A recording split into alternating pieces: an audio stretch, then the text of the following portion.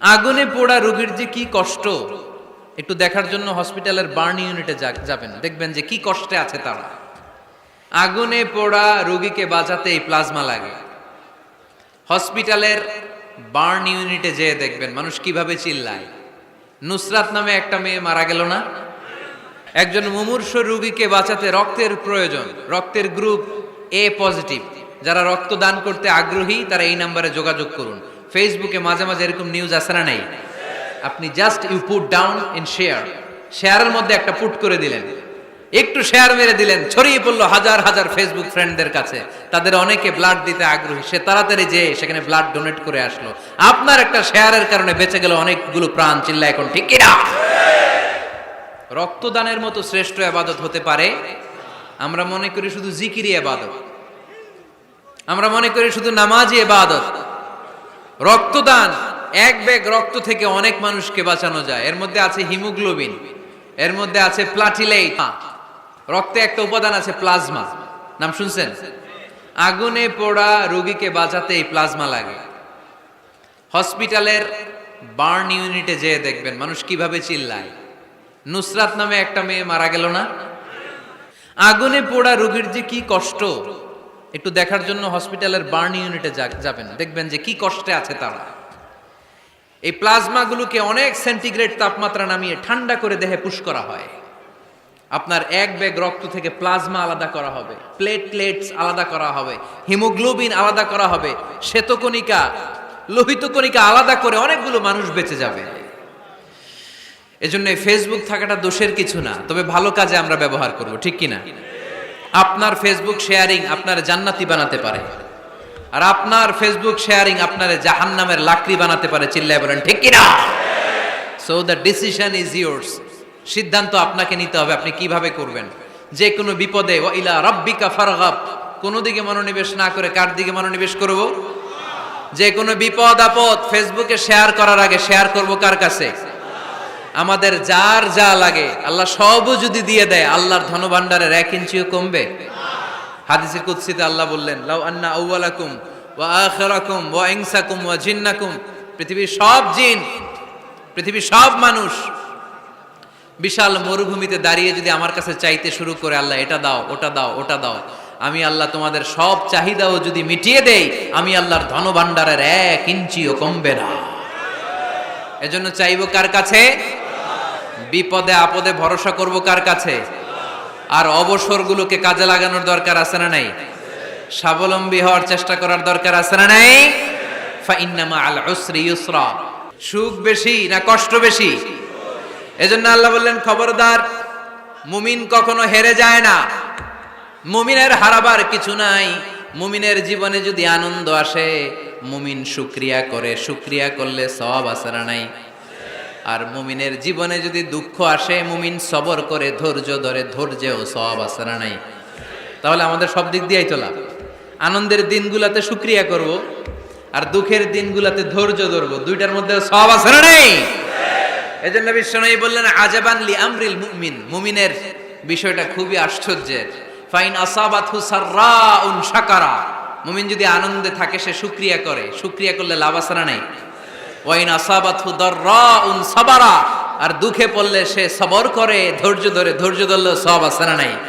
তার মানে আমাদের হারাবার কিছু আছে। মাঝে মাঝে আল্লাহ আমাদেরকে দুঃখ কষ্ট দিয়ে পরীক্ষা করতে চান, এগুলো আমাদের জন্য খারাপ নয়। এই দুঃখ কষ্ট বিপদ আমাদের কোমরকে সোজা করে, আমাদের পায়ের মাটিকে শক্ত করে। চিল্লায় বলেন ঠিক কিনা? প্রতিকূল পরিবেশে কিভাবে বাঁচতে হয় এই দুঃখ কষ্ট আমাদেরকে শেখায়। এজন্য মুমিন বান্দার বৈশিষ্ট্য হচ্ছে দুঃখ কষ্ট বেদনা জ্বালা এগুলোতে সে আপসেট হয় না, সে হাল ছেড়ে দেয় না, সে ভরসা রাখে একজনের উপর। চিল্লায় বলতে হবে তিনি কে? কারণ মুমিন জানে রাত্রি যত গভীর হয়, অন্ধকার তমানিসা ভেদ করে সুবহে সাদিক হয়। মুমিন জানে গর্ভবতী নারীর পেটের ব্যথা যেই দিন বাড়তে থাকে, ওই দিনই নতুন মেহমান আগমনের সময় ঘনাতে থাকে।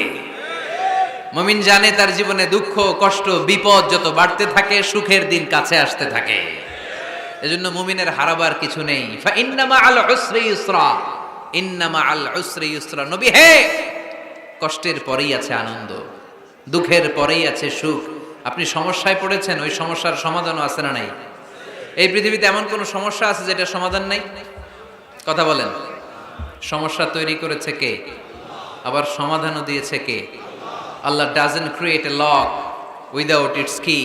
আল্লাহ কখনো চাবি না বানাইয়া ওইটার তালা বানায় নাই। কথা কন। তালাও যেহেতু আছে, ওই তালার চাবিও বানিয়েছে কে?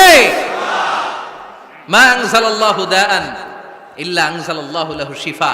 আল্লাহ দুনিয়ায় এমন কোন রোগ পাঠায় নাই যেই রোগের ঔষধ বানায় নাই, এমন কোন রোগ নাজিল করে নাই যেই রোগের কোনো চিকিৎসা বানায় নাই, হয়তো সেটা আবিষ্কার হয় নাই। অনেকে ক্যান্সারের কথা বলতে পারেন যে হুজুর ক্যান্সার এমন রোগ, এই ক্যান্সার তার নাই কোনো অ্যান্সার, কিন্তু বিজ্ঞানীরা বলতেছে এটারও অ্যান্সার আবিষ্কৃত হচ্ছে।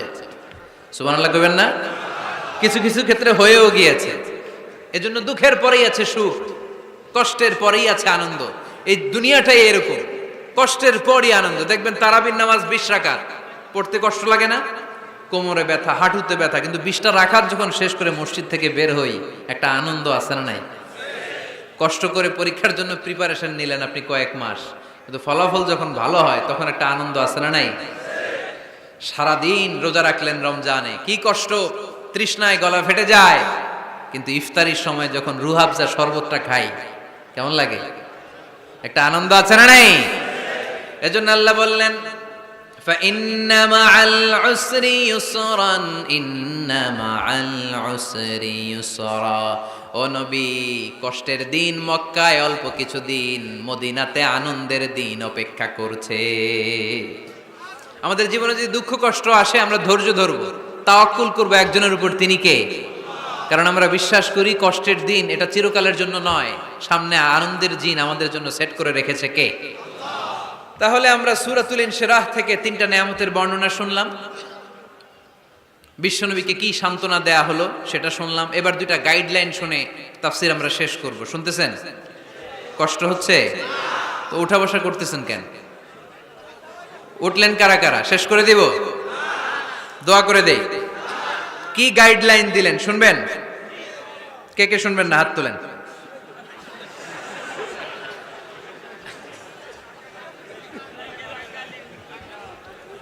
কষ্ট হইতেছে? গরম লাগতেছে না? আমিও ঘামতেছি আপনাদের সাথে সাথে। অনেক গ্যাদারিং হয়ে গেছে। আসেন আল্লাহর নামে 3টা তাকবীর দেই, তারপর কোন 2টা গাইডলাইন তিনি বিশ্বনবীকে দিলেন ওই নির্দেশনা বাণীটুকু শুনে আজকে আমরা বিদায় নেব। আওয়াজ করে পড়তে হবে লিল্লাহে তাকবীর, লিল্লাহে তাকবীর, লিল্লাহে তাকবীর। গাইডলাইন নাম্বার 1, ফাইদা ফারাগতা ফানসাব। নবী আপনি যখন অবসর হন আপনি ইবাদতে মশগুল হন। ফানসাব ফিল ইবাদা, তাফসীর ইবনে কাসিরে এসেছে আপনি ইবাদতে মশগুল হন যখন আপনি অবসর পান। অবসর আল্লাহর দেয়া বড় নেয়ামত, এটা বিশ্বাস করেন? অবসর কিন্তু নেয়ামত। আমরা অনেকেই অবসর সময়কে কাজে লাগাই না, কিন্তু অবসর চলে যাওয়ার পরে যখন ব্যস্ত হয়ে পড়ি তখন বলি হায় রে, অবসরটা যদি কাজে লাগাইতাম। পরীক্ষার পরে 3 মাস ছুটি ছিল, এই 3 মাস অবসরে যদি পড়তাম তাইলেই তো আজকে ভার্সিটিতে চান্স পেয়ে যেতাম, ঠিক কি না? এজন্য বিশ্বনবীর আল্লাহ বললেন নবী ফাইদা ফারাগতা ফানসাব ওয়া ইলা রাব্বিকা ফারগাব। মাদানী জীবনে, মাক্কি জীবনে, দাওয়াতি কার্যক্রমের পরে, রাষ্ট্রীয় কার্যক্রমের পরে যখনই আপনি অবসর পাবেন তখনই আপনি ইবাদত করেন, তখনই বেশি বেশি আল্লাহর কাছে দোয়া করেন। দোয়াটা খুব শক্তিশালী, কিন্তু আমরা অনেকে জানি না কি করে দোয়া করতে হয়। সিনসিয়ার দোয়া ইজ লাইক এ মিসাইল। আপনারা প্রায় পত্রিকায় শুনবেন আমেরিকা অমুক দেশে মিসাইল হামলা করেছে, শুনছেন? মিসাইল হামলা এমন হামলা, কত সেন্টিমিটার বেগে যে কোন জায়গায় অ্যাটাক করবে, যেখানে মারার কথা ওখানে পড়বে। ঠিক দোয়াটা হচ্ছে মিসাইলের মতো। আপনি যদি দোয়ার মতো দোয়া করতে জানেন, ওই দোয়াটাও জায়গা মতো যে ভেদ করবে। চিল্লা এখন ঠিক কিনা? কিন্তু আমরা দোয়া করতে জানি না, কি করে দোয়া করতে হয় এটা জানি না। বিশ্বনবীকে আল্লাহ বললেন নবী ফাইদা ফারাগতা ফানসাব, যখন আপনি অবসর হবেন তখন আপনি দোয়া করেন, আল্লাহর কাছে চান। বেশি বেশি চাইলে খুশি হয় কে? তার মানে প্রথম ঘোষণা হলো ফাইদা ফারাগতা ফানসাব। প্রথম নির্দেশনা হলো নবী যখনই আপনি অবসর পাবেন ইবাদত করবেন এবং দোয়া করবেন, বেশি বেশি আল্লাহর কাছে চাইবেন। 2 নাম্বার দিক নির্দেশনা হলো ওয়া ইলা রাব্বিকা ফারগাব, সব সময় আপনি আপনার আল্লাহর দিকে মনোনিবেশ করবেন। বিপদে পড়লে ডাকবো কারে? আমাদের অসুস্থতাকে সুস্থতায় পরিণত করে দিতে পারে কে? চাকরির জন্য পাগল পারা, চাকরি নাই, চাকরির ব্যবস্থা করে দিতে পারে কে? বিদেশে যেতে মনে চায়, পাসপোর্ট দিয়ে রেখেছি, ভিসা নাই, ভিসা লাগাই দিতে পারে কে? কিন্তু আমরা দুঃখ, কষ্ট, বেদনা কিছু একটা হইলেই সবার আগে আল্লাহরে শেয়ার করার আগে ফেসবুকে শেয়ার মেরে দিই। আছে না নাই? আপনাদের ফেসবুকে অ্যাকাউন্ট আছে নাকি? কার কার আছে দেখি?